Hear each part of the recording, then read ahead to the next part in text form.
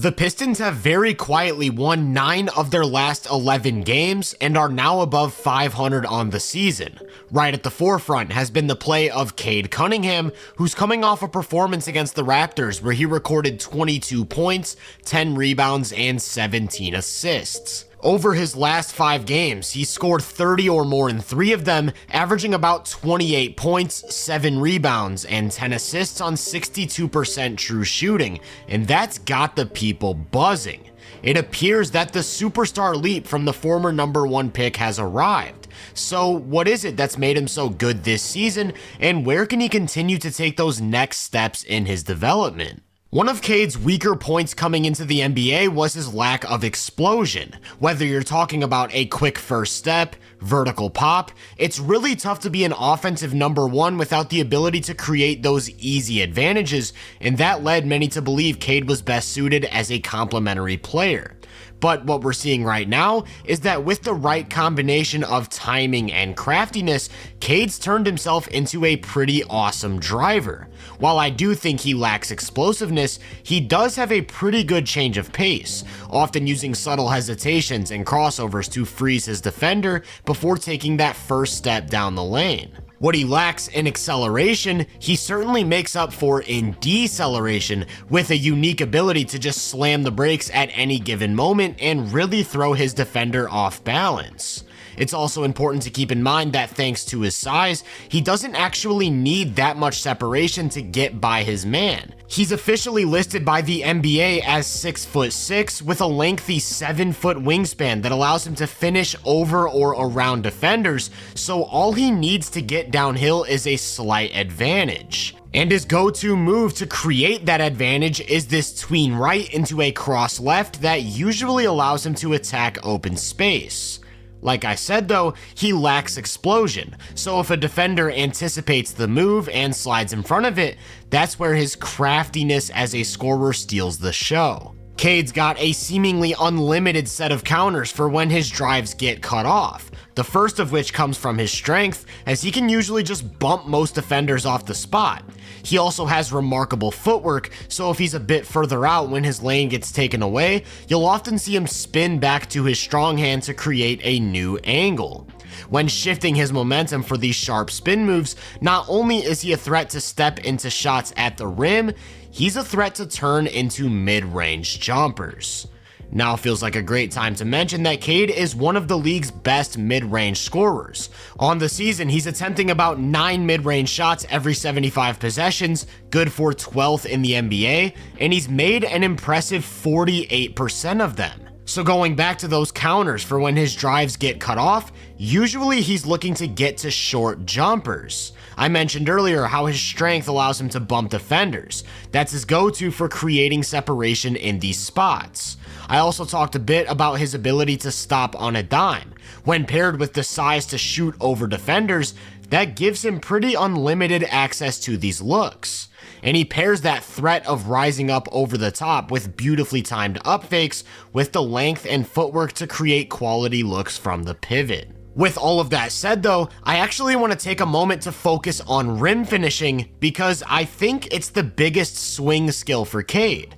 What I mean by that is, as of right now, it's arguably his weakest attribute as an offensive player, and the level he's able to get to might just determine what his peak looks like. To say the numbers are underwhelming would be an understatement. This season he's shooting just 53% at the rim, which lands him in the 8th percentile among all players, and below some notoriously poor interior threats. Usually when someone's missing that many shots in close, it's a touch issue, but I actually think Cade has some pretty great touch. I'd argue his limitations as a finisher stem from his style of driving. Take this play for example. When he turns the corner, McDaniels has no trouble cutting him off, so he drops the shoulder to bump his way in close, then scores over the top of him. Now look at this play. His drive once again gets cut off, he drops the shoulder to create separation, but this time there's a rim protector in position, so he has to score over 2 defenders instead of 1. This right here is the problem to me. He's not the type of guy who consistently gets all the way around his man, so as long as a team is bringing help, he almost always has to finish over 2 defenders. And because of the lack of explosive verticality, that means he has arguably the worst shot quality at the rim of any player in the NBA. Whenever a team doesn't bring help and he only has 1 defender to beat, I think the combination of strength and touch actually does make him a pretty good finisher. But because of those athletic limitations, I think there are 3 areas in which he can really improve to get his numbers at the rim up to 60 or even 65%. First is the shot selection. Knowing that he can't finish over rim protectors consistently, I'd expect him to start picking his spots a bit more. Second is the timing. The best way to throw off rim protectors is to mess up their timing, and he already has the elite length and deceleration, so pulling some tricks out of Luka's bag with the footwork and hesitating around the basket could go a long way. And thirdly, I'd like to see him play from 2 feet a bit more. I'm already a fan of the way he uses up fakes and pivots, so more of that in close could lead to some easier shots. I don't ever expect him to be some world-class interior scorer, but I do think the difference between being a solid finisher and an outright bad one is one of the most important leaps an offensive player can make. It really reminds me of Donovan Mitchell. He was a great slasher the moment he stepped into the league, but the actual finishing lacked a bit behind. As a rookie, he shot 62% at the rim, and he hovered around that high 50s to low 60s range for his first 4 seasons as he developed into an all-star. Then in 2022 is when he took that serious all-NBA caliber leap, and it stemmed from a huge increase at the rim, eventually getting up to the high 60s. Cade right now is shooting close to the same percentage on shots at the rim as he shoots from the mid-range, and that's a problem because it really limits the heights he can reach as a 2-point scorer. The league average 2-point percentage is 54.1%, and Cade's nearly 5% below that mark at 49.6%. If instead of a leap from 60 to 67% at the rim like Mitchell, he goes from 53 to 60%, we're talking about an entirely different class of player. However, it is important to note that when driving, he is still applying pressure on the rim. Like I said, defenses are bringing help to the paint, and more times than not, he's looking for the open man as a playmaker. Cade's already an incredibly advanced passer who can make just about any read you can think of. If he's attacking downhill and help comes from the dunker spot, he's great at leaving his feet to make them commit before finding an angle to lay it down to the big man. He also has incredible anticipation for when and where openings are going to be. On this one, the Jazz form a wall, and it's at this exact moment that he realizes Duren's going to free up on a cut, so he proactively throws a perfect lob. In the event that help loads up early from the nail, he's capable of sneaking the ball through the gaps to that open shooter on the wing. But with that anticipation, he's also super patient, so on a play like this where he draws nail help, he can also hesitate, take an extra dribble, then make the kickout pass to create an even bigger opening. And when everything I've talked about comes together, from the size and use of pace, to the mid-range scoring, use of a live dribble, and passing, it all culminates in the pick and roll, where he's already become one of the best and most surgical ball handlers on the planet. It starts with the way he's able to manipulate screens. All of those subtle hesitations and crossovers he uses to start drives, he'll also use to force his defender into making contact. Or he'll use them to reject the screen altogether, like on this one where he basically fakes Davion Mitchell out of the play, which creates that 2-on-1 advantage going towards the rim. In prior years, defenders would often counter this by going under the screen to protect the paint, but now he's punishing those coverages as a pull-up 3-point shooter. This was another one of those big swing skills for Cade's development. Unlike the finishing though, it's already come along, maybe even better than anyone could have anticipated. In his rookie season, he made just 30% of his off-the-dribble threes. In 2024, that number jumped a bit to 32.5%, and this year he's up to 37.5%, which is enough to really pressure the defense from outside. What stands out even more to me is the volume. As a rookie, he attempted just 2 of these a game, a number that remained the same in 2024, and now he's more than doubled his volume, taking 4 pull-up threes a game. Not only is this a weapon he can go to if defenders go under the screen, he can use it to torch drop coverage from the big, and that threat then opens up the rest of his game because if he threatens that shot with a hesitation, defenders are going to react, then creating more space for him to drive into and showcase that elite playmaking. In general, I think he's one of the best guards in the game at punishing drop coverage. Not only does he have the pull-up 3, he can get to those automatic mid-range jumpers, and what really stands out to me is that patience. On this one, his defender gets stuck on the screen, putting Porzingis in a 2-on-1 situation. By taking one dribble and exaggerating the hesitation, he forces Kristaps into a spot where he either has to commit to the ball or the roll. He drops back and Cade's got a jumper. That patience is most noticeable whenever Cade utilizes the in-between game. You'll often see him pause off of screens to get a defender stuck in jail either on his back or his hip, then he'll use that live dribble of his to hunt for open space. Because of his size and strength, it's easy for him to trap his defender, and in these spots, he's not only a threat to get to the mid-range, but to step into openings around the basket. This puts bigs in a seemingly impossible spot, where they don't want to let him maneuver around the paint and get wherever he wants to go, then as soon as they step up, he's lobbing it to the roller. As a result, a lot of defenses just choose to send a more aggressive coverage, not letting him turn the corner and get inside the arc, which is when he'll start to dice up the rest of the defense through some truly high-level passing. Thanks to that size, he can almost always see everything over the top, so if he gets hedged or trapped, he usually doesn't have much trouble getting the ball to the short roll for high-quality offense near the basket. Like I said though, he still has that patience and loves to use his live dribble, and that means even if he is drawing 2, he's not panicking to get rid of the ball, but continuing to actively hunt for slight gaps to attack and put pressure on the rest of the defense. More times than not, he's hunting for the open man as a passer though, and with the way he sees the floor, anticipates openings, reads the helper, there truly isn't a pass he can't make.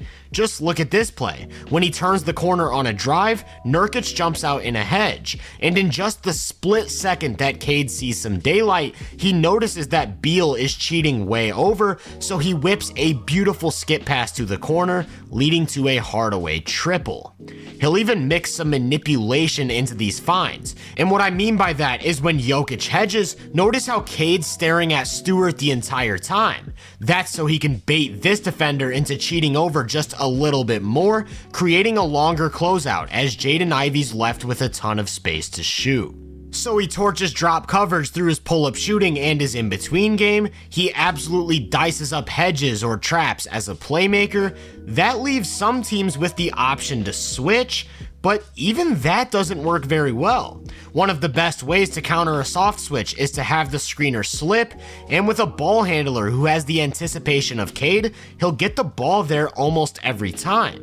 And even if the switch is executed to perfection, not giving up the slip, now you're left with a big trying to handle Cade in isolation, where he'll continue to get to his spots. Basically, the point I'm trying to make is that there isn't a great coverage for Cade in the pick and roll, and that's certainly reflected in the numbers. I don't want to make it sound like he's in the worst offensive situation on the planet, but it could definitely be better. His key floor spacers are Malik Beasley, Tobias Harris, and Tim Hardaway Jr., while he often shares the floor with some non-spacers in Asar Thompson and Ron Holland.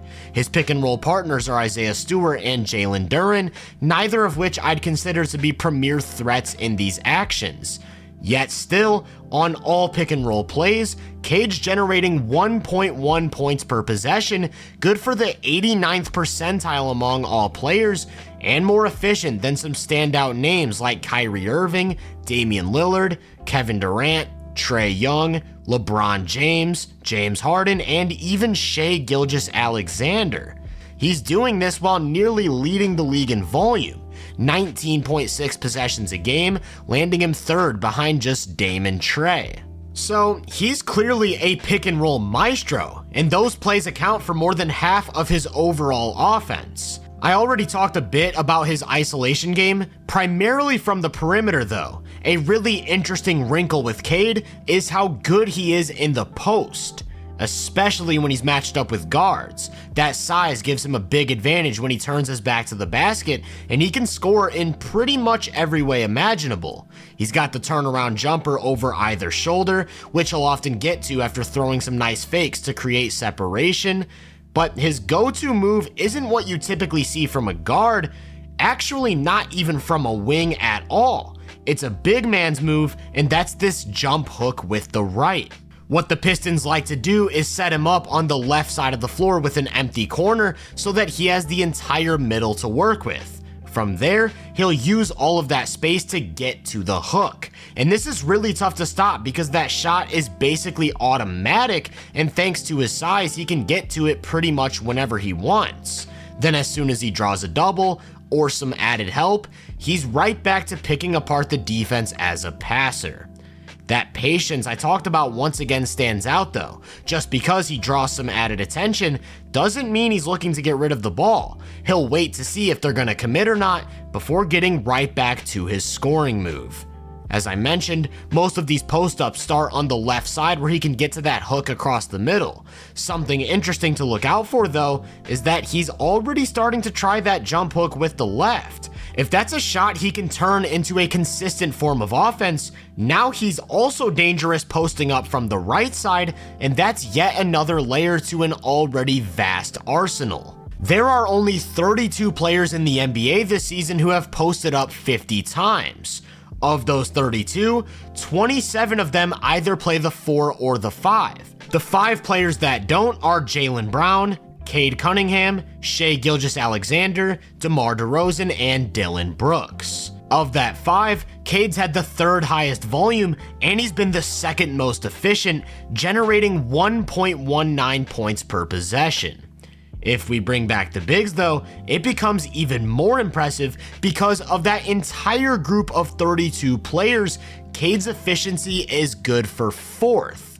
He's been a more efficient post-up player than Jokic, Cat, Wemby, and Giannis this season. Now, obviously, we're talking about post-ups on a much smaller scale and as a much smaller portion of the team's offense, but I think it's important to highlight that Cade isn't just a capable post-up player, he's a legitimately great one. So, in totality, the statistical signals of an offensive cornerstone are overwhelmingly there. He's elite in pick and roll, he's elite in the post. I think the next step for him is becoming a more efficient perimeter isolation scorer, which could once again be dependent upon what I talked about with the interior finishing. That aside, because he's so effective in these on-ball play types as both a scorer and passer, he absolutely stuffs the stat sheet. On the season, he's now up to 24 points and 9.5 assists a game. The only other players even averaging 20 points and 8 assists are Trae Young, Nikola Jokic, and LeBron James. There's really only one hang-up with Cade at the moment, and it's his efficiency. Not only is his true shooting percentage a few points below average at 55.4, he's also 2nd in the NBA at nearly 4.5 turnovers a game, which to many is a pretty big concern. However, before making this video, I actually went through and watched every single turnover, and I came away not feeling too bad about it. For the most part, he really doesn't make errors as a passer. There's the occasional risky find that doesn't make it through or gets blown up by the defense, but for the most part, he knows which buttons to push and not to push and is incredibly accurate. I actually think a lot of his turnovers are a result of his handle, and you could say that's a big concern for someone who lacks explosion, but they aren't the type of live dribble turnovers that are impossible to fix. Sometimes it's just getting lazy while crossing half court or turning the corner. Attention to detail can easily clean those up. He also occasionally gets stripped when he tries to force himself through impossibly tight spaces, such as splitting a double or trying to get by nail help, which is something I wouldn't expect to see as much with some better spacing. Long term, I'm really not worried about him as a high turnover guy, and I'd attribute the higher numbers right now more to the fact that he just has the ball so much. The Pistons obviously run a very heliocentric offense. Especially without Jaden Ivey, they don't really have any secondary creators who can handle the ball and make decisions, so almost every possession starts with the ball in Cade's hands. He's currently 4th in the NBA in touches and 3rd in time of possession per game, so we're looking at one of the more ball-dominant players in the league. As a result, we don't have much of an opportunity to see him play away from the ball, although I'd argue we've seen just enough to get a pretty decent gauge. He doesn't strike me as the type of guy who's really going to be moving around a lot. Outside of the occasional relocation, he seems to be pretty stationary, but I actually think there's value that comes with him just standing on the perimeter. And that's because he's developed into a really capable spot-up shooter. Over the past 2 seasons, he's attempted nearly 300 catch-and-shoot threes, and he's made over 37% of them. So while he's not a top-tier sniper, he's more than reliable and demands respect from the defense.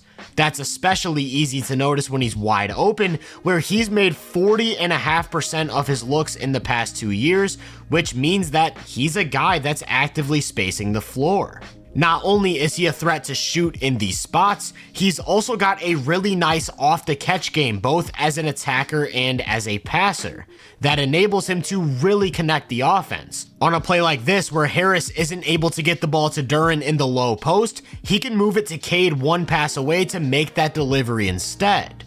Also, I know I said he doesn't seem like a super active mover, but the Pistons have actually been experimenting with him as a movement shooter, running him off of screens to curl into threes. So if he's able to develop this into a legitimate part of his game, we're looking at a seriously dynamic offensive weapon.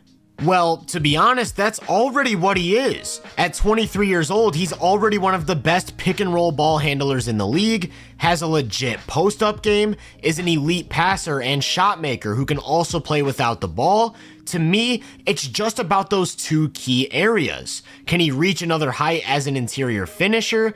Can he clean up some of the turnover stuff? Because if so, we're looking at one of the best offensive engines in the game. And if that wasn't enough to sell you some Cade stock, what if I told you that he's also been a pretty good defender this season?